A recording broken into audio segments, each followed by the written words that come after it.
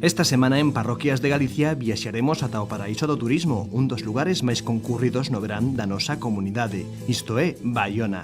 Estaremos concretamente en Santa Cristina da Ramallosa, unha pequena zona costeira que conta cunhas maravillosas praias que fan as delicias de grandes e pequenos. Pasearemos polas principais rúas desta zona e estaremos ademais co párroco encargado deste lugar, Don Ignacio, un sacerdote ameno cun gran sentido de humor e unha máis grande aínda vocación. Con el visitaremos a igrexa de Santa Cristina da Ramallosa e coñeceremos a casa de retiros espirituais que acaba de restaurar. Cun tempo máis anubrado chegaremos a Tameis, na provincia de Pontevedra, terra de viño e muiños. Visitaremos o mosteiro de Armenteira, coñeceremos a don Xosé Luís, o párroco encargado de varias parroquias desta zona, estaremos con varios catequistas, os encargados de Cáritas e varios matrimonios que selaron o seu amor nestas parroquias.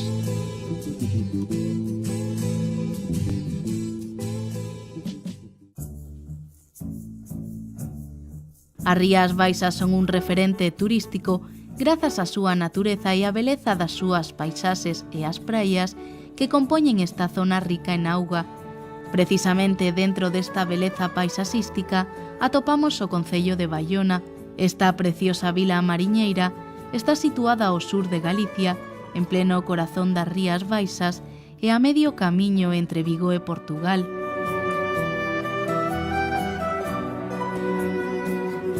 A historia deste concello sempre estivo e estará ligada ao descubrimento de América.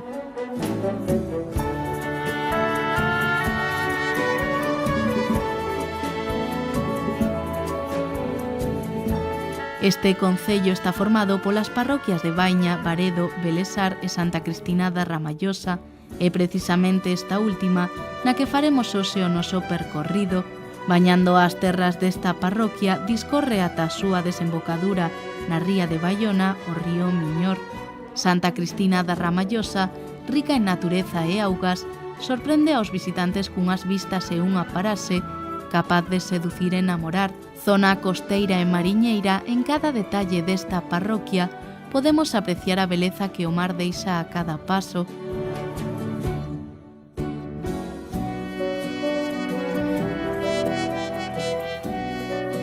A igrexa de Santa Cristina da Ramallosa é a nosa seguinte parada, localizada en Sabarís, un lugar da parroquia de Santa Cristina, no concello pontevedrés de Baiona, que conta con case 400 habitantes.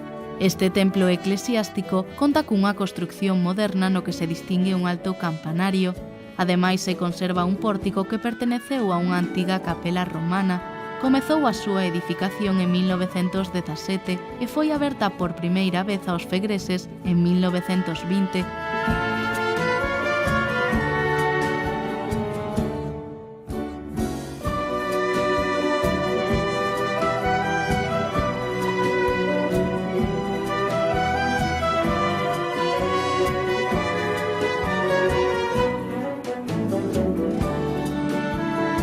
É precisamente neste belo pobo onde queremos que coñezan a don Ignacio, o sacerdote encargado desta parroquia dende fai case 4 anos. Don Ignacio está encantado coa labor que desempeña neste templo. Leva pouco, pero dende que chegou cambiaron e melloraron moitas cousas. Bueno, yo soy un párroco ya bastante mayor, a punto de cumplir 76 años, que fui párroco en Fátima de Vigo durante muchos años, hasta que llegó un momento en que pensé, bueno, aquí me parece que ya todo lo que tenía que hacer ya lo he hecho y ahora pues voy a buscar una cosa más pequeña. Y entonces ya le pedí al obispo, le pedí al señor obispo que me diese una parroquia pequeñita. Y cuando se lo dije, me dijo, no hombre, no, por favor, tú allí con la actividad que tienes te morirás de asco. Así me lo dijo. Y entonces me mandó para aquí. Me mandó para aquí y aquí estoy. Y aquí estoy. Esta es una parroquia bellísima, de las más hermosas de la diócesis. Santa Cristina é a patroa encargada de velar polo benestar de todos os veciños e fegreses desta parroquia. Este templo conta ademais cunha radio a través da cal se retransmite a Santa Misa. Don Ignacio é un párroco cercano, tranquilo, ameno, aínda que algo tímido, pero sobre todo é un home xeneroso e preocupado polos demais, amante da boa lectura e apaixoado polas letras, leva escritos xa 17 libros. A súa vocación non apareceu con contagotas, senón como a que din dun día para outro. Fui varias veces a Brasil, pero mis padres tenían también negocios allá y todo esto. Y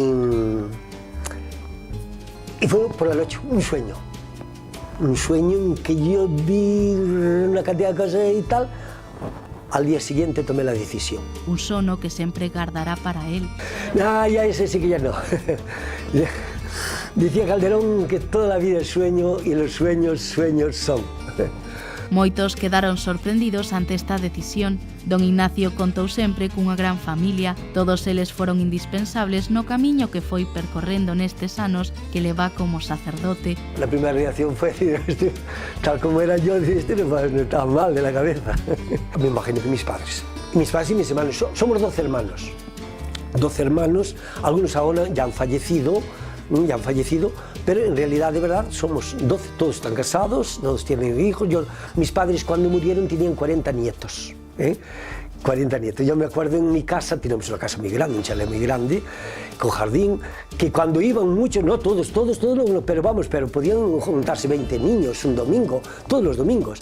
Entonces ya estaba previsto que había 2 tandas de comida. Una primero comían los niños, se marchaban para el jardín a jugar y mientras tanto, después comíamos los mayores. Y mis padres y mis hermanos y la gente que me conocía, al principio estaban así dudosos. Bueno, a ver si es verdad, no es verdad, tal.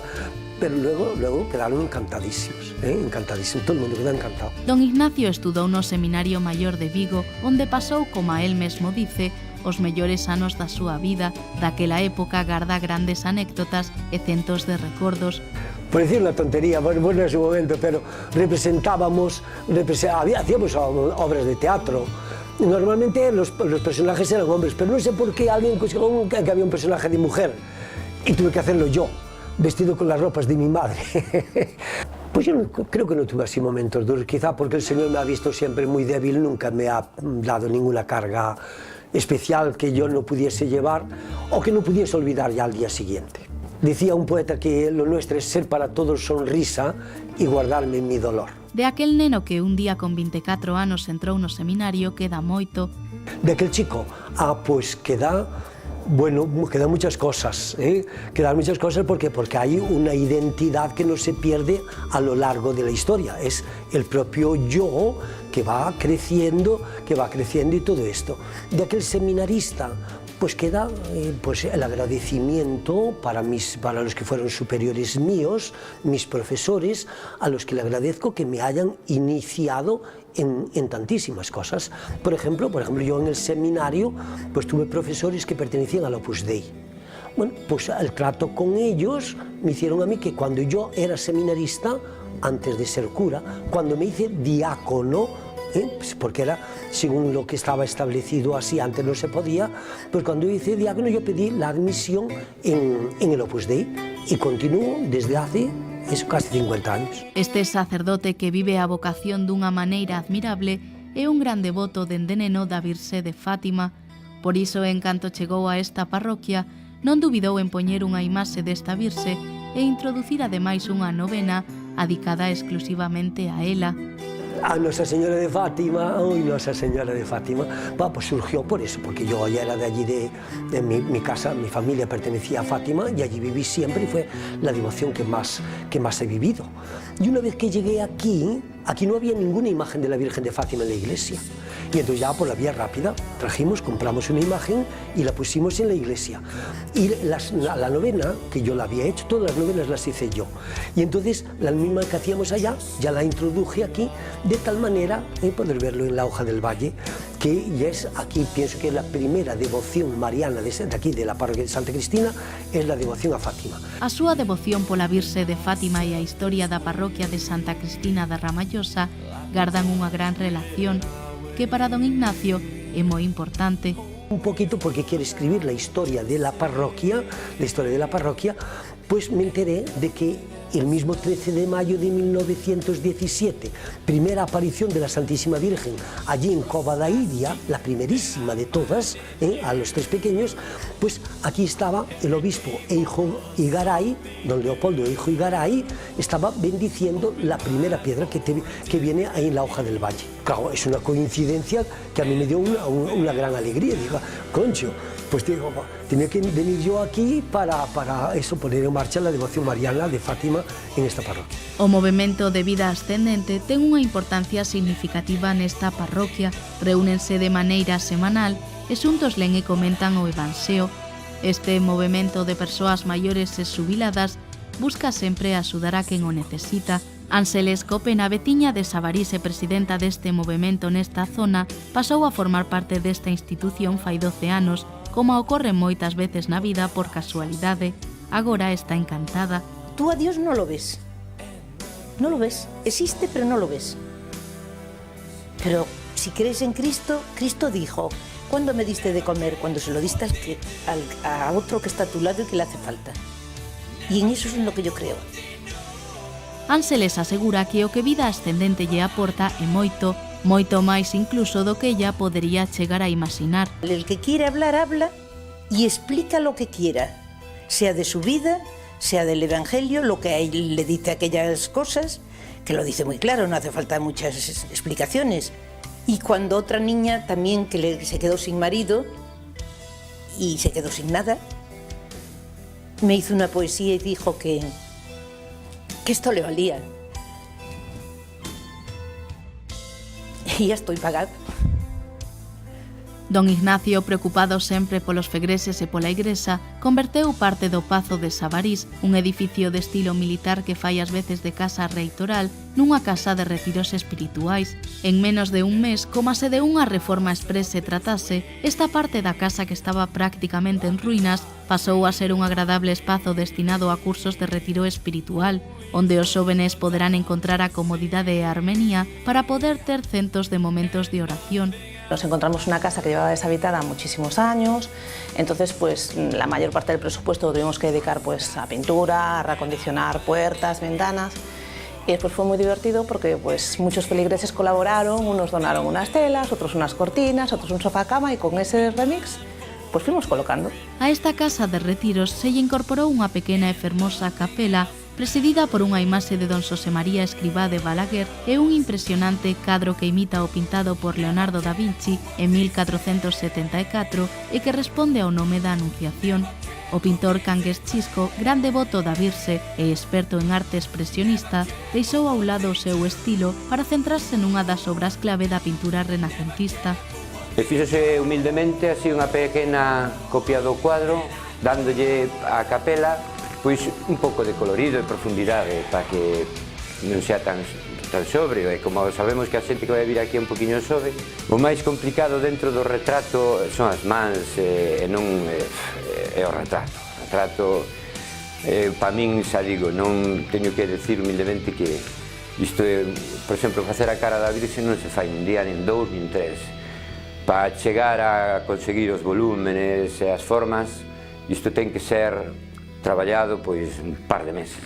No, bueno, yo quiero agradecer a este detalle que habéis tenido con la parroquia de Santa Cristina. Bueno, pues de verdad, es todo acorde, de todo corazón os lo agradezco. Y que, ¿cómo puedo pagaros yo a vosotros? Como puede pagar un cura. Pues garantizado que os encomendaré a vosotros los dos y a los que trabajáis en esta televisión, os encomendaré en la Santa Misa, Y a todos los que pueden estar viendo este programa, pues que recuerden, la parroquia, son dos palabras griegas, parroquia, paroikia, para y oikia. Oikia significa hogar en griego, y para como una continuación. ¿Qué es una parroquia? Una parroquia etimológicamente es como un hogar dentro de los hogares, como una continuación de los hogares. Pues así está llamada a ser la parroquia de Sabarís, como cualquier otra parroquia.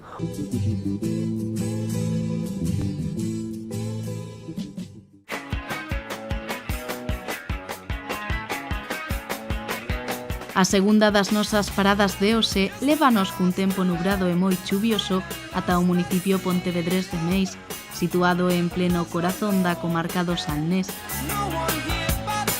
Este municipio mostra a beleza e a grandeza das zonas rurais, o encanto das paraxes en Sebres, que son ademais o mellor exemplo da beleza de Galicia, beleza que queda patente en cada pegada e en cada recuncho deste fermoso pobo que amosa aos ollos dos visitantes un lugar inesquecible. O Mosteiro da Armenteira, referente turístico e eclesiástico desta zona, é o mellor expoñente do románico galego, aínda que o paso dos séculos deixou na súa estrutura pegadas de diferentes estilos arquitectónicos. Este municipio, impregnado de natureza e auga, ofrece a tranquilidade e o relax típico das zonas rurais, tranquilidade na que reside o verdadeiro encanto. É precisamente nesta zona onde queremos que coñezan ao párroco que hoxe nos acompañará, don Xosé Luís, párroco cercano, ameno, entregado aos demais e sobre todo atento sempre ás necesidades dos seus fegreses. Don Xosé Luís chegou a esta zona hai 15 anos, ten 4 parroquias ao seu cargo e confesa que está encantado con todas elas. San Andrés de Barrantes é o primeiro dos templos eclesiásticos que visitamos hoxe. Esta igrexa que data de principios do século XIII, que se encontra ademais localizada nun entorno completamente rural, sufriu ao longo dos séculos numerosas modificacións. Ampliouse o seu tamaño e os teitos pasaron de ser de madeira a cemento para evitar as humidades.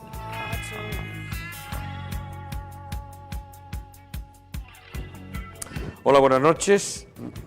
Me llamo José Luis, soy párroco de esta parroquia de Barrantes desde hace 10 años.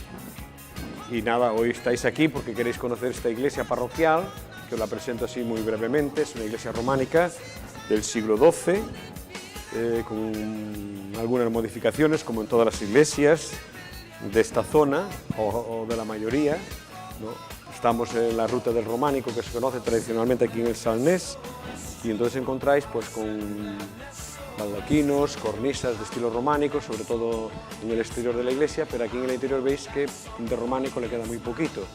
El mismo cañón del presbiterio ha sido totalmente modificado, la última reforma se le hizo en el año 1929.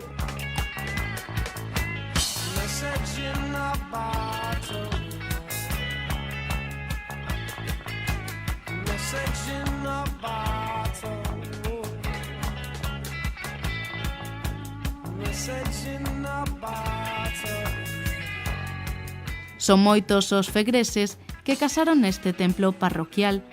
Todos eles aseguran que a igrexa cambiou moito nestes anos. Bueno, cambió bastante. Antes la iglesia era más seria, más rígida, ahora es más abierta, las misas se hacen más bonitas, más alegres, antes eran quizá más tristes, ahora son más alegres. Tan só un ano antes que Emilia casou neste mesmo templo d'Orinda. Despois de case 40 anos de matrimonio, esta fegresa segue igual de feliz. Hombre, creo que se olvida do día da boda, creo que nadie, vamos.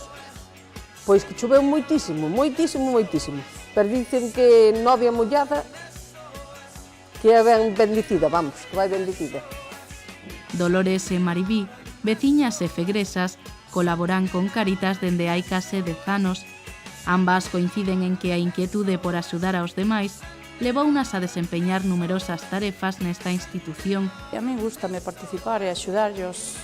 Hoxe necesitados somos todos, porque hoxe, conforme están as cousas, pero bueno, hai xente moi necesitada. Te sientes realizada un pouco, acompañada, porque hai reuniones, hai gente, y me gusta. Lo que es estar con gente y ayudar, me encanta.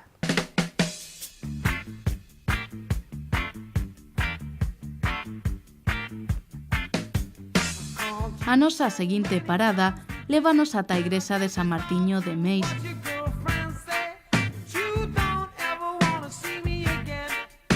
Esta igrexa, construída no século XII, sufriu numerosas remodelacións. A fachada foi modificada no ano 1700 e o presbiterio pola contra en 1912. Ademais, os teitos que antes eran de madeira agora son de cemento.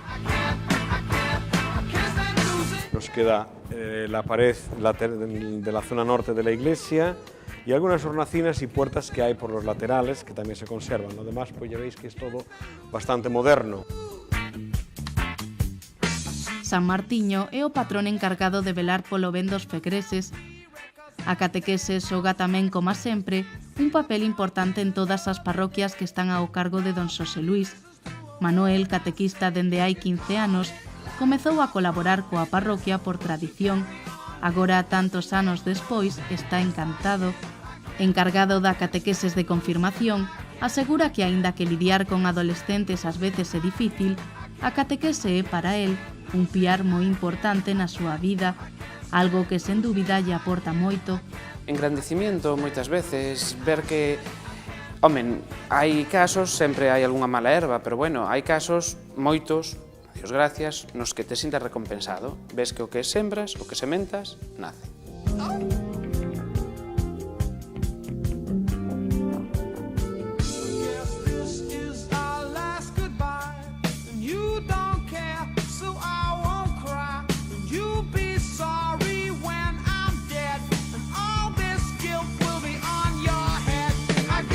Don Xosé Luis ten ao seu cargo 4 parroquias, aínda que agora está encantado coa labor que desempeña como párroco e confesa que sempre foi un neno de igrexa, non entrou no seminario ata os 27 anos. Bueno, uno de los primeros rechazos fue lo económico, ¿no? Porque no disponía yo en mi familia de suficiente dinero para pagar los estudios. De aquella pues no era fácil conseguir tampoco las becas como ahora. Y bueno, entonces yo pensé en trabajar primero para ganarme el dinero que necesitaba para los estudios eclesiásticos. Hasta que me encontré un día pues un sacerdote que me dijo pues que el dinero no era el problema, sino que tú te vas al seminario y ya resolveremos eso, ¿no? Cando contou na súa casa que quería ser sacerdote, ninguén quedou sorprendido ante esta confesión. Mis padres cuando se lo dije ya lo esperábamos, o sea, como que ya lo veían, ¿no? Por mi forma de actuar. En la misma empresa donde trabajaba, cuando dije que iba para el seminario, pues el presidente siempre me decía, si te vas de la empresa, o es pa' cura o no te vas. Cando el decidiu seguir a Deus e entregarlle a súa vida para sempre, traballaba nunha empresa en Xaén. Precisamente por iso, foi no Seminario Diocesano da Inmaculada Concepción en Xaén, onde deu os seus primeiros pasos como seminarista. Alí se ordeou sacerdote e nesa mesma cidade exerceu como párroco durante 7 anos. Pero, como sempre, o amor dun fillo aos seus pais é inquebrantable e superior a todo. Por eles, este cura bondadoso e generoso decidiu deixar a terra que tanto amaba. Entonces mis padres iban haciendo mayores y bueno, yo vi la necesidad de que tenía que estar cerca de ellos porque viene pues un tiempo de que hay que atenderlos y no estaría bien que yo predique que hay que atender a las personas mayores, que no hay que dejarlas solas y tener a mis padres solos, porque mis hermanos ya se han casado, tienen su familia y no viven en casa, entonces bueno, pues a mí me toca estar más cerca de mis padres. 2 anos do seminario garda grandes recordos, coñecido por todos como o galego, sempre que pode volve a esta terra andaluza, onde grazas ao trato de compañeiros, amigos e profesores, deixou gran parte do seu corazón. Esta non foi a primeira vez que don Xosé Luis saía na televisión. O seu xeito e as súas ganas de transmitir a palabra de Deus leváronno cando estudaba no seminario a ter o seu propio espazo televisivo. Pues sí, fue también una anécdota como la vuestra, que llegó allí un cámara de Telesur a hacer un reportaje del seminario con motivo del día del seminario, de las vocaciones, y también pues haciéndonos unas entrevistas. Me dice, ¿y qué hace un gallego como tú en un sitio como este? Y dijo, pues nada, estar aquí y tal. Entonces le conté así un poquito la vocación. Me dijo, espérate que eso necesita un programa especial. Y de ese programa especial pues hicimos varios programas en Canal Sur, chicos que estaban igual que yo, planteándoselo de ser, no ser sacerdote, pues eso me motivó a dar el paso.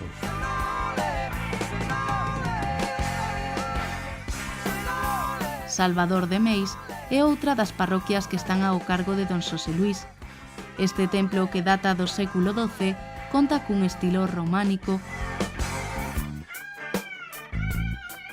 Deste período románico son a portada, os muros da nave e unhas sanelas de arco de medio punto. Os muros do atrio mostran uns relevos sacados de altares do século XV e XVI nos que están representadas varias escenas do Evanxeo. Neste templo non hai ningún retablo de madeira. O templo está sempre moi coidado grazas aos veciños que colaboran e se preocupan porque todo este en perfecto estado.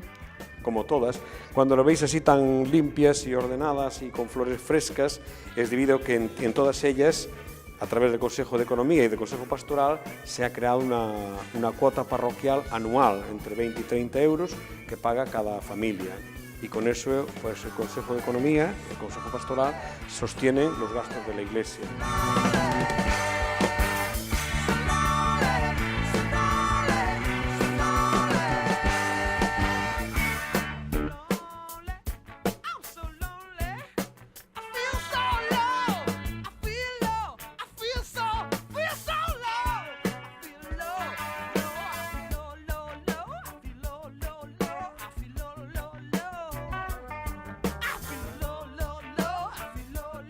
A última das nosas paradas de hoxe lévanos ata a igrexa de San Clemente de Sisán.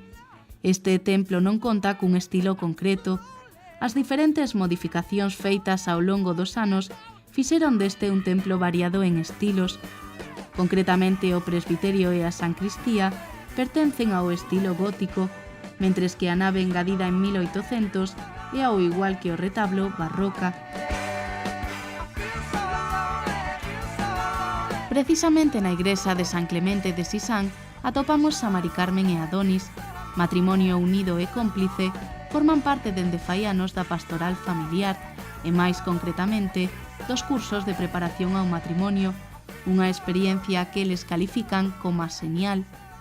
Impresionante. Yo recomendaría a matrimonios con X anos de casados xa que si puderan ir así a esas reunións, a esos grupos como segundos monitores ou como tal, desde logo que se animaran, que a vivencia incluso a nós como parella pues, nos fortalece.